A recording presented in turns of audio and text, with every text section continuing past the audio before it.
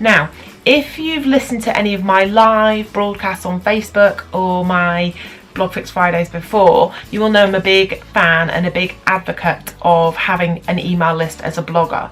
Even if you don't think at the moment that you're going to sell a product in the future, it's a way into people's consciousness a bit more. It's a privileged place to sort of land in someone's inbox rather than them have to go and find your content or look on Twitter or look on anywhere else that you might be promoting it. And I've said millions of times, but your email list is the only list of subscribers, of your fans, of your followers that you actually own. You might have, like, I've got 21,000 Twitter followers, but if Twitter's shut tomorrow, I've lost all those followers.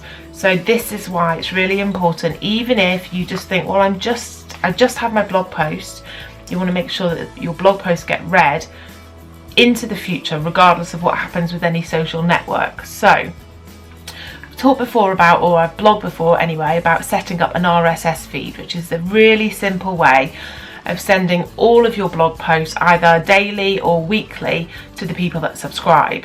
Now, an RSS feed is a really good thing to have, and it's a really nice way to make sure your followers don't miss a post. I send an RSS feed every Friday of the whole week's posts, but you really do need to nurture the people that are on your email list and make sure that you're giving them some content that is exclusive or added value, that you're giving them something more than the people that aren't on your list that just read your blog, which is wonderful, and we're grateful for all of those. But these people that have taken the time to to subscribe and let you into their inbox, they need that added value.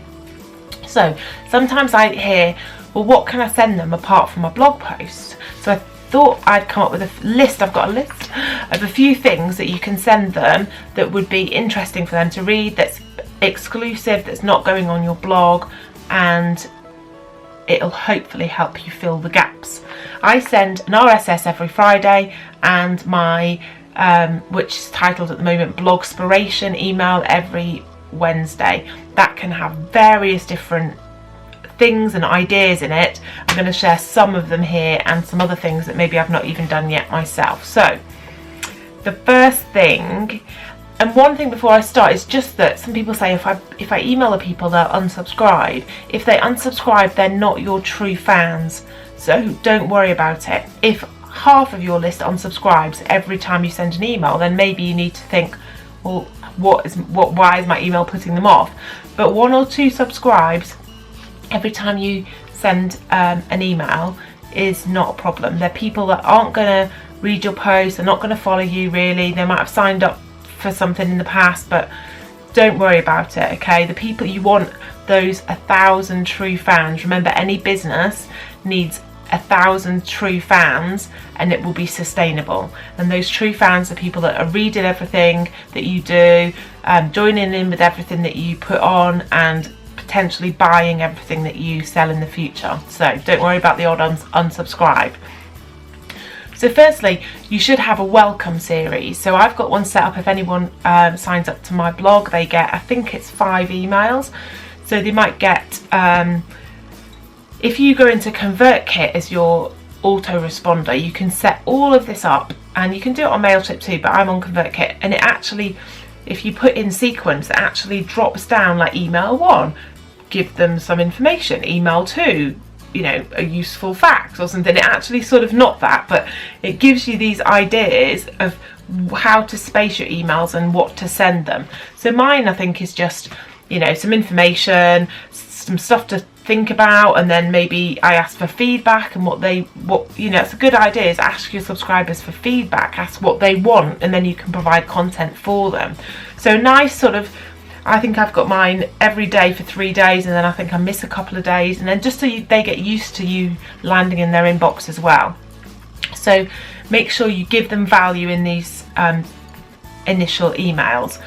Then you can maybe send them an email with a hack. So maybe you've got a really cool recipe or something, or a hack for Christmas, or depending on what your blog's about, or maybe you want to show a yoga pose, or maybe you want to, and you can show that in pictures, or you can show it in a little video that you embed into your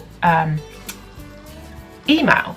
So think outside the box a little bit. Think something that you maybe do all the time that so it might help someone else. So mine could be a blogging thing, but anyone else's could be, you know, something stupid. Like I saw a hack which was how slicing an apple and then putting it together in an elastic band and it doesn't go brown, so you can send it off to the nursery with your kid or school with your kid. They just take the band off, it's all sliced ready for them, but it's not gone brown. So you can actually do that in a quick little video, and that would be a nice piece of content to send to someone. So don't all send an apple out, but you get the idea. It could be anything. It could be a quick thing that you do, it could be a piece of advice, whatever.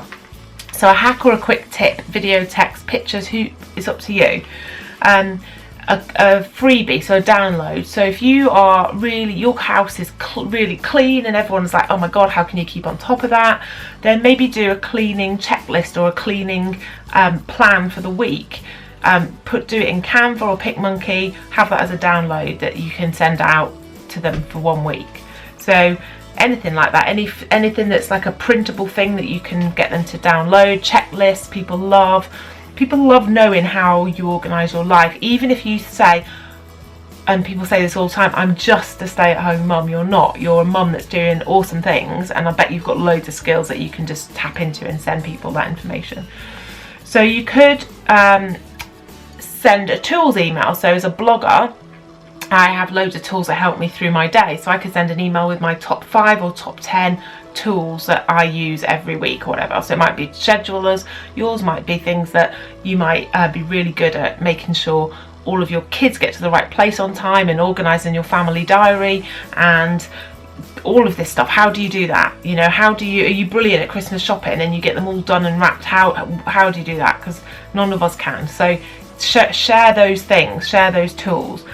You could also, if you've done a guest post somewhere or been featured somewhere else, you could share that. Say, hi guys, you know, I've been featured over on this blog, why don't you go and have a read of it? So again, it's driving traffic to where your content is, but it's just something a bit different.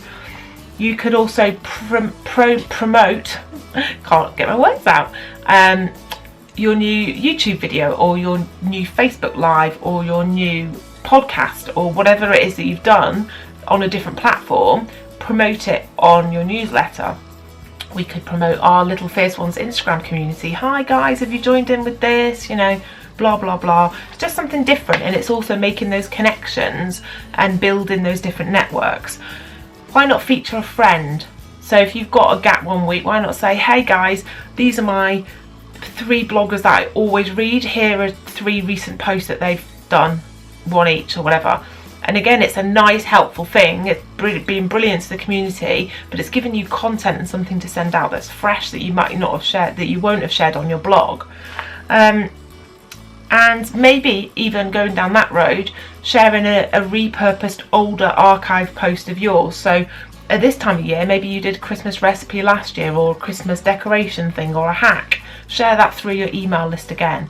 So it's all those things that you can give. You just have to remember you're trying to give them exclusive content, and whereas an old post isn't exclusive content, it's probably exclusive to them. They've not seen it before, so you're resharing something. So some of mine are even things like, here's where I've got inspiration from this week. I've watched this video by Marie Forleo. I read this post by Tim Ferriss, which are all big bloggers. So I might have, you know, literally just a video, a post and something else that's given me inspiration that week, but that's valuable to share because it's inspiration that they might not have had otherwise. So hopefully before this gets to 10 minutes I'm going to sign off, but hopefully that'll have given you some ideas and got your brain bubbling with the things that you can share to your email list. And yeah, share once a week if you can. So that's been Blog Fix Friday. I hope it's helped. If you have any ideas, any questions that you want me to answer in Blog Fix Friday, please just let me know. I'm always